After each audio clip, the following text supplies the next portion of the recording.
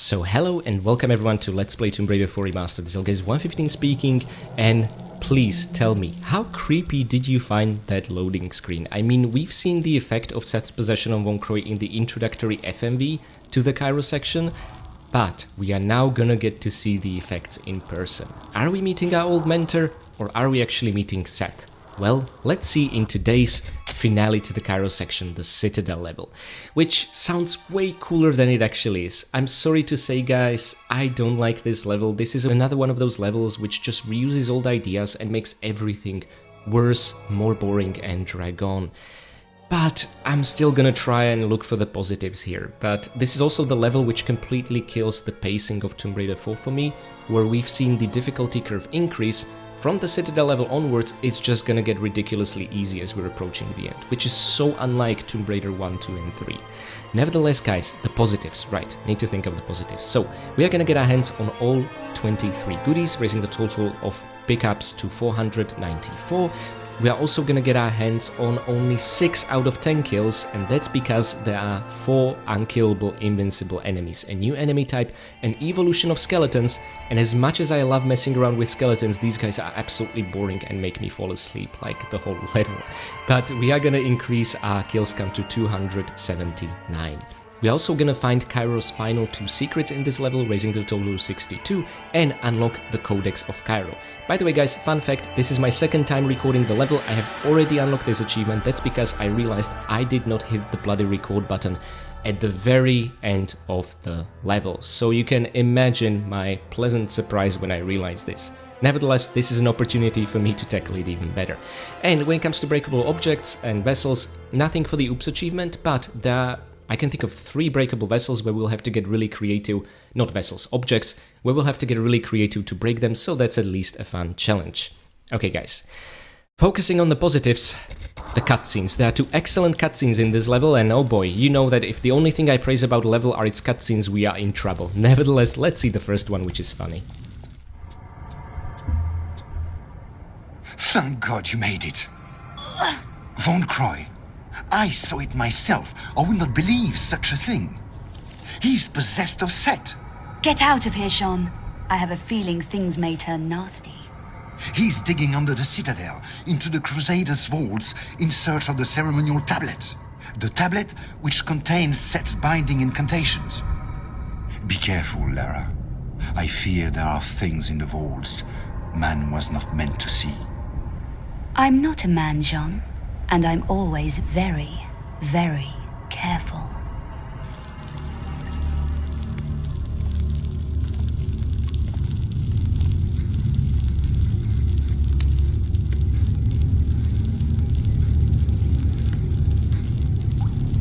We have it. The ancient ceremonial tablet.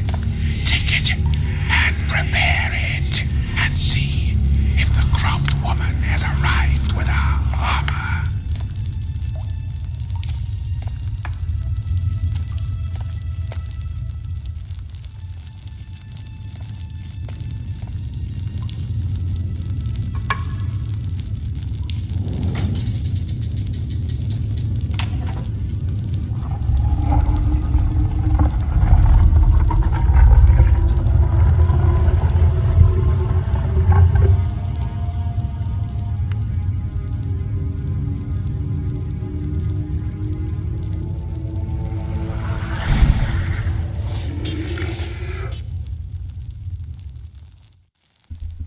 Undead Crusaders, that's the final evolution of skeletons I was talking about. And also, why does the Amulet of Horus unlock a chamber with Undead Crusaders? I'm pretty sure Crusaders came to be more than a millennia after the Amulet of Horus and Semerket's time. That doesn't really make any sense. Nevertheless, guys, I love the cutscene for one reason only, Lara. She rescues Jean-Yves, he hugs her, and she just doesn't give a damn, doesn't hug back, and reminds him, I'm not a man, Jean. And I'm always very, very careful. Which is, of course, where I'm calling BS. Lara, you're the least careful person I know of. But she's right that she's not a man, taking Jean-Yves literally, which is funny. Also, when I look at Von Croy and his red glowing eyes, I really have to think about what's going through his henchman's mind. Like, do they realize that they're knee-deep in trouble, they should probably get the hell away and not help this person, or are they just looking for their paycheck? Probably what's most likely is fear being the motivator. They would rather be the second or third to die, not the first to die, if that makes sense. I don't know what's going through the henchman's head. By the way, the cutscene showed red and black assassin. We're not gonna see any of these in this level, only the blue variety, the easy one. Again, I don't know why they are so afraid of increasing the difficulty of these levels, but that's Tomb Raider 4 for you. And finally, when it comes to evil bosses, I've had quite a few in my career life, but I only had one which had really strong Austrian accent and glowing red eyes, and it's one of the reasons I left that job. So I really feel for the henchmen serving under Von Croy now. Anyway guys, love the added detail over here where there are ropes actually on the pillar where Jean-Yves was attached to. In the OG there was nothing like that. I would also like to maybe capture this in a picture, just to see the sky, the courtyard, the ropes and the ceremonial tablet before Lara will get her hands on this place and shatter everything. So I did promise you that you'll see how Lara handles ceremonial tablets, and I intend to fulfill that promise. So first of all, we probably need to open this door to progress, right? Well, notice that the tablet is attached to a rope that goes from this courtyard all the way onto this courtyard as highlighted by the camera angle, okay? This will become important because this door is not gonna get us what we think it will. Let me open it and you'll see for yourselves. There we go. By the way, love how you can in cutscenes transition directly into the photo mode. All it has is a dead end and Uzi clips, which is funny. We've seen a trick like this pulled off back in Palace Midas, where we opened an important looking door like this and all it had was a med pack, or on Sega Saturn or PlayStation 1 or New Game Plus difficulty modes, it would have a save crystal, right? So this just makes me think of a level I'd much rather be playing. Oh well, again, let's try to be positive about Tomb Raider 4. Okay, so first of all, grab the torch over here, which can be very easy to miss, because this is how we'll actually progress, via vandalism. We need to burn away the rope, which I'm absolutely counting as a breakable object. By the way, you don't need to wait for the fire to spread. The process becomes instantaneous. It breaks off like that. Then the rope in this courtyard we're actually not gonna burn or break or anything like that, which is a bit of a bummer, but you can see it's a bit loose, and that's because the tablet that was attached to it has now fell down and cracked an opening in the floor tiles, which is really cute. For now, let's also get our hands on the Uzi clips, just to not forget about them. And I hope I pressed the recording button this time. Ah, whatever, I'll find out at the very end, won't I? Anywho, yeah, this is what I meant. This is how Lara handles ceremonial tablets. Thankfully, this is not the one with the incantation to bind Seth. It's safely in Von Croy's hands, and honestly, it can stay there. In Von Croy's or Seth's hands, it's gonna be so much safer, for whatever reason, than in Lara's. You'd think Seth would want to destroy the tablets, but nah, he just wants to find them. Okay, so let's get our hands on the white shots over here, which we are never gonna use, but a pickup's a pickup, and now let me explain the gist of this room. There is a very annoying assassin over here who's gonna stand next to a lever and essentially impede your progress, preventing you from continuing the level, okay? Here's how that works. You try to continue and, let's say, go down this chamber to pick up the large medbag and continue the level. Well, lo and behold, the assassin, who is in fact directly above us, activates the lever to ensure you cannot pass, and he watches whenever you are close. See how that works? Every single time. He is very annoying. But we need to get to him, but you will also notice that the stairway leading up to him is broken off. So, let's focus on this side of the chamber. Let's cheer ourselves up with a small secret. And the way I'd like to do it... Lara, please grab the monkey swings, it's not that difficult. Why do we need to be facing forward for you to grab them when you can just then subsequently turn? It's a bit odd. You can shimmy to the side on monkey swings, something I explained back in Cambodia, and this way you'll make it directly into the crawl space over here. Let me light up a flare, which is this level's first secret. So there we go, which is a large medbag, which, I mean, hopefully we're never gonna use, and a box of flash grenades, yeah. But that originally gave me an idea to find a situation to use a flash grenade in this level, and I did absolutely find it. I'm gonna show you. Now you can just fall down all the way here, and you're gonna find yourself in this stairwell spool adjacent to this stairwells pool where above is a ninja waiting for us.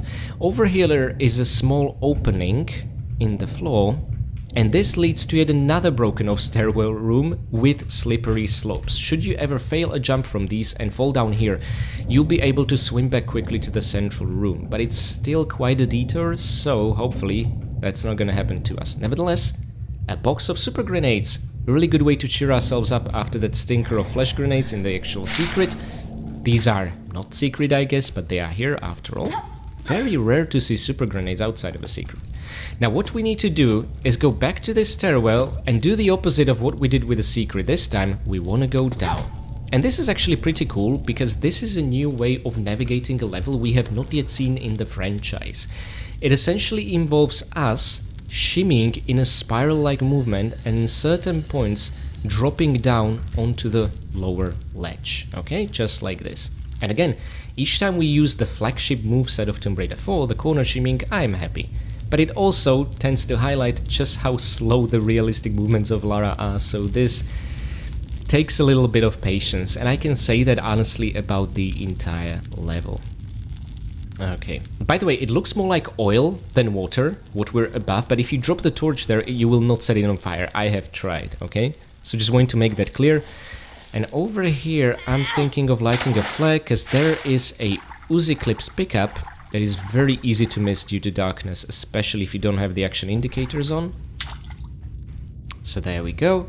And now, my friends, what we'll need to do is immediately transition into a series of jumps, and Lara thankfully did not start dropping her flare at this exact moment, so we are still good. But I probably should have dropped it before, but I had confidence it will still be on.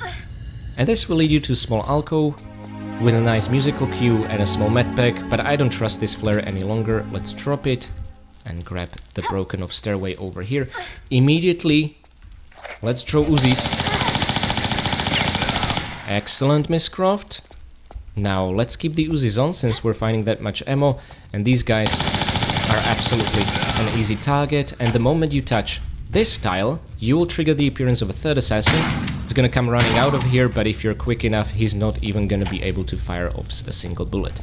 So now guys, I'd just like to explain something. Now that the assassin is no longer here manipulating the lever, you might be thinking, oh, let's just go down and cross the trap. No, you still need to pull it. And this will now, by default, set the trap on, but when you approach it, it will shut itself off, so we just reverse the logic.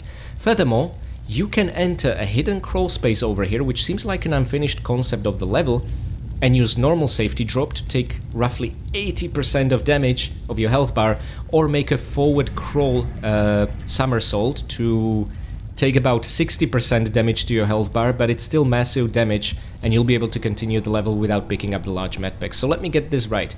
For you to use this shortcut, you need to reach the corridor with the lever anyway, and all you're gonna accomplish is take massive damage and not get your hands on a medpack. Yep, that's it. I don't know what core era devs were thinking, but they thought this is a good idea. So let's just do things a little bit old-fashioned way. Okay. And I think I would also like to pick up a torch. I just need to remember where the hell we left it. Is it in the... Ah, there it is. Okay, I want to see how far into the level we can carry this thing. See, the Citadel level is so boring, I just need to come up with my own fun, really. Alrighty then. Now, will this protest in any way? No. Excellent. So let's pick up the large medpack. There we go. So you see, it works like a charm. We reversed the logic. Okay, and now behold.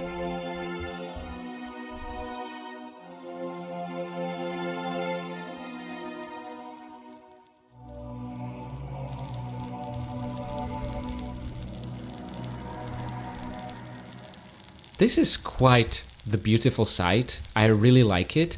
What I would also like to do is sort of capture it in its original and remastered beauty. For that, we will need to extend the FOV. And as much as I like the way this room looks, again, when you start interacting with it, you'll realize we've done this before, and it used to be more fun in the planetarium of the Lost Library of Alexandria. This is exactly that, just more boring. First of all, before we do anything, very easy to miss, but come on guys, super grenades. We cannot afford to miss these. And since we're still carrying our torch, you know, let's just explore these corners with it. I think this corner over here will be empty. There are also the torches and braziers above, but it can still get quite dark. Especially in the OGs, the torch, or a flare of course, is invaluable here. Okay, and the final pickup over here should be just a box of normal grenades. So that's 2 boxes of super grenades we found already, the normal grenades. They're clearly preparing us for Giza. Okay, and let's leave the torch here for now. Let me explain the gist. You could have already figured out this shows a compass. Just like the one we have in our inventory, we can use it to guide us. We have a couple of options here. Well, first and foremost, I would very much like to, since we are facing north, put the western one in place, and each time you'll be placing one of these in the correct spot, you will hear a clicking sound, which I swear was not there in the original PC version. I don't remember this sound being here at all. It seems like a remastered improvement. But you guys who are familiar with PS1 version can absolutely let me know. That's the satisfying clicking noise you want to hear. Okay, guys? So, let's... Why can't we push it backwards? We have a free reign of the space. What about you? Okay, so for some reason we need 2 free behind our back? Yeah, that doesn't make much sense to me. Okay, by the way guys, be very careful never to cross paths with the incorrect tile, even for a little while. This is a known bug in the original version of Tomb Raider 4, where it can prevent the mechanism from working at all, and you will lock yourself from being able to progress through the game if you used a very unfortunate save file, okay? So let's just keep it as is, avoid the incorrect tiles and put them just in their correct spot. The good thing is that the northern and eastern ones are right next to their destination, see? So those will be just a few finishing touches. The southern one has the longest trajectory to work on, and I wanted to cover up the western one first so we don't accidentally pass by it with the southern one. Does that make sense? Maybe I'm making this unnecessarily complicated. But yeah, like I said, this is a more underwhelming version of the planetarium from the Lost Library. I do like the fact that we are actually using our compass for a puzzle, if you need to realign yourself, so that's cool, I guess. It just came a little bit too late in my opinion. This could have been really easily in Tomb Raider 1. There we go. There's the southern door where we entered from. There we go. And we have opened the western, northern, and eastern doors all at the same time for solving the compass room. What I would recommend first is going to the western one, okay guys? So, let's not carry the torch there because we'll in fact go into water and I don't want the torch to go out yet. I want to see how far we can do this with our companion. So, box of flares over here, very easy to miss, and this is a good cue to light one and get down here. So we find ourselves at another intersection. First of all, the western tunnel over here is flooded, so we cannot activate a switch we can only normally do on a solid ground. That's going to be the penultimate solution to the puzzle. We see some machinery here, a piping. What we want to do is go to the southern tunnel, because that has a switch that can only be activated when it's flooded. And I would, on paper, really like this puzzle because, again, it reminds me of a better level, you know, called Cistern from Tomb Raider 1, which is an excellent, underappreciated level in my opinion. Here, however, you never get proper visual cues as to what the hell you're achieving. For example, we see that a trapdoor, which we entered from, has closed, but does this actually telegraph to the player that now you're able to control the water levels? No, it doesn't. By the way, don't worry, you can absolutely go catch some breath here or, well, look at Lara's boobies apparently. Okay, focus. So, what we now want to do is exit via the northern tunnel, and we're gonna leave this water puzzle completely unfinished. All we're gonna do is look for an alternate exit out of here since we locked ourselves in. Does that make sense, guys? I can't blame you if it doesn't. Yeah, this one is an absolute mess. It's a water puzzle done poorly. Okay, box of revolver shots, which we haven't seen for quite a while, so always happy about that. And now that we are back in the compass room, let's check out the eastern entrance over there. And this is, my friends, the opportunity for a flash grenade shenanigans. So, let me see. Yeah, fire it off before you enter. Excellent, and the assassins just got blinded. Do not shoot them if there's a column behind, between you and them. because then the columns are gonna soak up the bullets. Now this didn't quite work out as I wanted it to. Damn it, during my, well, what I thought is my first recording, we didn't take any damage here. But yeah, the assassins are down, and I think this is such a good opportunity to knock them back, but I never know how long they're gonna be blinded for. It seems to be completely random.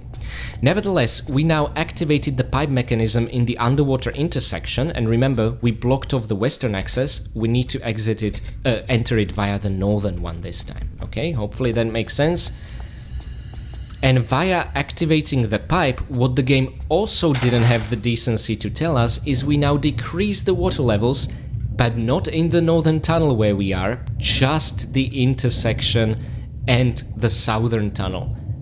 That's not how water should work. This doesn't make any goddamn sense. This is such a bad puzzle. Okay, anywho, let's now enter the western tunnel at the intersection. We are on solid footing, so we can push this lever. This will open 2 trapdoors at the bottom of the intersection, which, again, you can see the water level is identical to how we left it, but in the northern tunnel, it decreased the water level. Yeah, that doesn't make any sense whatsoever, because it's not decreased anywhere else, but look, behold. Yeah, that's exactly what happened. Now, my friends, you might be tempted to pull the final lever to get out of here, and that's this wooden stick. Please don't do that yet. Let's instead climb up and get out of this room, because we're being shot at by a particularly nasty assassin, and there's a reason I don't want to kill him inside that room. Let me explain. See all these pillars and columns across here? Not only will they soak up bullets, making him difficult to hit, but if he dies, he drops a small medpack, and depending on where exactly he dies, that medpack can end up inside one of these columns, and if that happens, you are not picking it up. Which is why I want to kill this bastard in here, where it's safe to pick up the small medpack. Okay guys, so this is just to ensure we're gonna get our hands on all the goodies. And there we go. And we can finally exit, but I will have almost forgotten about one thing. I did want to see how far we can carry the torch, so that's where we left it, in that corner over there. Alrighty then, so the compass room and the absolutely terrible underwater puzzle are now both fixed and solved. Let's keep going into the finale of this level that just is not very long, but somehow manages to drag on. Okay, remember, we didn't actually pull this because we want to take care of the assassin first. Lara, are you stuck on it? Come on, please. Okay, and if I remember correctly, this is unfortunately where we'll have to say farewell to our companion. Oh, that's right. Yeah, I was trying to see if she can throw the torch whilst jumping, but no. We are not getting it into that crawl space, but that's fine. And my friends, this is where I'm gonna finally save the level, looking at Lara's butt over here. Oh no, we ran out of save slots. God damn it, remasters. Couldn't you have added an appropriate amount of save slots for the longest Tomb Raider game in existence? I mean, this is still a huge improvement over the original, especially the PlayStation 1 version. It has like 10 save slots, it's ridiculous. But this is still not great. Nevertheless, guys, I talked about this in our first video. You can do very easy backup on PC, that is, not so much on consoles, to have previous access to all your save files, and for each of my videos, I make a backup from our previous video, just to have everything intact over in this directory you can see on the screen. Okay guys, so that's where you can essentially create a zip file of the save files and keep it for future in case you mess something up. And guess what? It came very handy today when I realized I've oversaved my save files and then I found out I was not recording at all. Let's hope this will not be the case, and since Time's Exclusive is sort of a self-contained expansion of Tomb Raider 4, I'm gonna overwrite Angkor Wat. Okay guys, and the reason I saved is as following. There they are, the final evolution of skeletons. These absolutely horrid bastards. Now I want to take a picture of them, but I would like to capture their shields as well as their swords. A couple of things I want to explain. You cannot hurt these guys at all. They will go into this defensive posture, but honestly, they don't need to. They're invincible anyway. I guess their instincts are just telling them to do that. Ah, cool picture there. So you cannot destroy these guys. I'm also not gonna surprise you if I say you cannot poison them. No blood splatters whatsoever. And you know what, let's just go directly for the super grenades to show you exactly what will happen. Yeah, we take damage, they won't. That's essentially the gist of it. These final evolution of skeletons cannot be pushed to fall, they cannot be blown up, they cannot even have individual body parts targeted via a laser sight. All you can do is outrun them. And now, I would like to, after demonstrating how tough these bastards are, and honestly a little bit boring, I'd like to show you what we are to do in this room. Okay, so, let's actually skip this cutscene to give ourselves a couple of extra seconds to align Lara, and align her we have to, because we want to goad these guys to break the support barriers over there. This one is optional, by the way, I just count it as a breakable object. I told you at the beginning of the video we'll need to get a bit creative.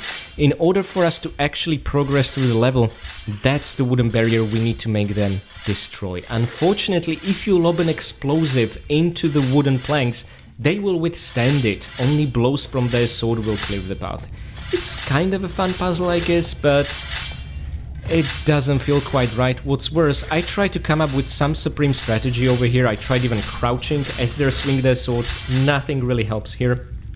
I think crouching might have worked, but it doesn't here because, as you can see, this is a slightly elevated slope. So they're actually gonna hit Lara just right even if she crouches, because they're gonna be a bit lower than she is. Anyway, what I found to be the best strategy is be in that corner and then jump away, and that's it. And with a bit of luck, just like we did, you will not take any damage from these Crusaders, and we just gotta say farewell to them. Now, those were 2, but I did say there are gonna be 4 of them at the beginning of the video, didn't I? And yep, absolutely. The good thing is the second encounter is optional, you don't have to do it, but of course it's required for all the secrets. So first things first, let's get goodies over here, and then we can fall down here. If you guys want to just end this level, you can take another step here and a cutscene will trigger, which is a highlight for me. But I like to peek around with the photo mode. There is no slot for the Amulet of Horus like there was in the cutscene. What about here? No, nothing. Both of these excavations are completely empty. I presume this is where they found the ceremonial tablets. Anyway, we haven't wrapped up our business here yet. First of all, inside this pit is a very well hidden crawl space, which is what leads into the second secret, and the moment you'll hear the secret chime, we should see the Codex of Cairo popping up. Unfortunately, on my Steam account that already happened when I thought I'm recording, so let's see how good I'll be with a little bit of editing magic. And there we go, Codex of Cairo, find all secrets in the Cairo chapter of the game. There we go, 2 out of 2. Let me for this draw a flare, and let's try to pick up all the goodies pertaining to this secret before the flare runs out. I think that should be 5. This is flash grenades, explosive arrows, white shots, and what really helps if you want to stall and confuse these guys is to lead them as close to the pit as possible and then just jump over it, and this is gonna net you a few extra seconds. And there we go, the revolver bullets and explosive arrows. This is probably the best secret in the game so far. Large medbag if you need it. And this way we're gonna slide down back into this chamber. Okay guys, so nothing to it. The second encounter with the Undead Crusaders is just so much easier. And before we wrap things up and see the amazing cutscene at the very end, I'd like to show you the stats screen. So my friends, this was the finale to the Cairo section. Let me know, did you like it, did you not? I think those of you who don't really like urban settings in Tomb Raiders will appreciate more of a tomb-like setting, finally here in Cairo. Unfortunately, I just think this is such a worse level than Trenches, Citadel Gate, or the City of the Dead. That's honestly a highlight of the Cairo section for me. Nevertheless, I try to look at the positives and the bright side, and honestly the best part of the level is yet to come, the cutscene that follows, where Lara is once again being peak classic Lara. For now, we picked up all 23 goodies, not counting the torch, raising the total to 494. We have landed 6 kills out of the 10 enemies because of the 4 unkillable, invincible undead crusaders, raising the total to 279. We've also raised the secrets count to 62, unlocking the Codex of Cairo, although not in real time, for which I apologize, but I only have the one Steam account. We have also broken a couple of breakable objects, but none of them are breakable vessels for the Oops achievement, and there's one more achievement we will unlock during or after the cutscene called Barking Mad, which when you'll see the cutscene, you'll understand what it is a reference to. Anyway guys, thank you so much, let's watch the finale and then I'll say thanks to my absolutely amazing patrons.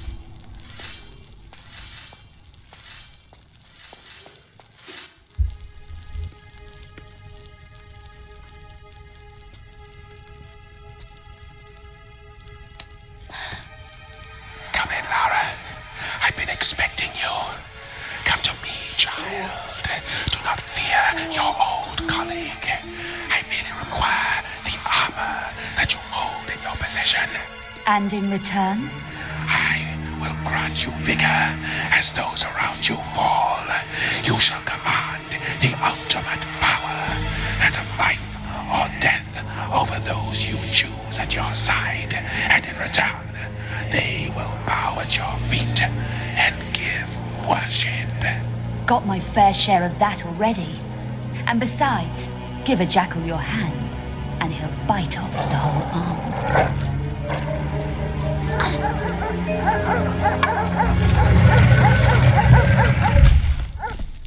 Barking mad.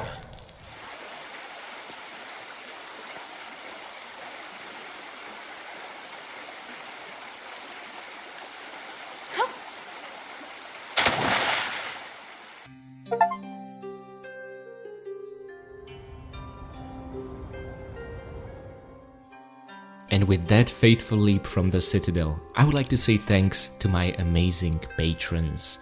Blangoopel, Mick, Severin Drax, Enstickle, KT Danger, Pooh the 2, Basic Brownie, and Bino. Thank you guys so much for being my loyal Winstons and for keeping the fire trap lever shut, allowing us safe passage. Next, I would like to say big thanks to my caretaker Winstons, Michael McConkie, Karavetu, Renegade Derny, Blanket Fox, Jonathan Jones, Dig the Bee, and PD92. Thank you guys so much for your support of the channel and also for recovering the smashed stone tablet, piecing it together and putting it back where it belongs, in a museum. I would also like to give special thanks to my brave veteran Winstons, Andrea Paviglianiti, Alexander, and Richard Dearman. Thank you guys so much for your valiant support of the channel and also for coming in today in a Cairo cab previously fixed via fine vintage Winston and taking Jean-Yves back to Alexandria that is now Voncroy henchman free. After what happened to Jean-Yves Jr., this was his only means of transportation. And finally, I would like to give one very special thanks to my one and only fine vintage Winston, Akira Foxmind. Thank you so very much for your kind and generous support of the channel and also for singing lullabies to the undead crusaders. While it took some time, you froze them in their tracks, their movements were gradually slower and slower and eventually they've been put to sleep. Not unlike what Lara does to you when she locks you inside the freezer. Thanks to your help, we were able to reach the end of the Citadel safely. And on a final note, I'd like to say thanks to my free Patreon members as well as to each and every one of you for making it to the end of the video. So guys, this marks the end of the Cairo section. I know for a fact vast majority of Tomb Raider 4 fans considers Cairo to be the lowest point of the game. I don't know how you guys see it, please let me know in the comments. Personally, I really love the City of the Dead, I consider it in many ways the better version of Tibetan foothills, and also I enjoyed Chambers of Tulun and the Trenches. What I didn't enjoy was the parts of the Citadel Gate, the entirety of Street Bazaar, and honestly the entirety of today's Citadel level, which was just an absolute slog. So I don't know what to make of that. Maybe I should write these thoughts down and really work on that ranking video I was thinking about. And guys, one other thing I want to clarify, I didn't show you any FMV at the end of the Cairo chapter. There was an FMV at the end of each chapter of the game, but no such luck for the transition between Cairo and Giza. This marks the point where the core era devs were truly running out of time, and honestly, I can unfortunately feel it in all the Giza levels. The quality is just not there. I don't like them, I consider them to be worse than the Cairo ones, but we are so close, I'm absolutely gonna push through for you. And also, some of you tell me you love Giza levels, so please let me also know in the comment section what are you most looking forward to in Giza, and maybe some of that love you have for Giza levels will rub off on me, okay? So, thank you again for making it to the end of the video. I'm gonna immediately start working on Giza, and until I'll see you next, I wanna wish all of you happy raiding.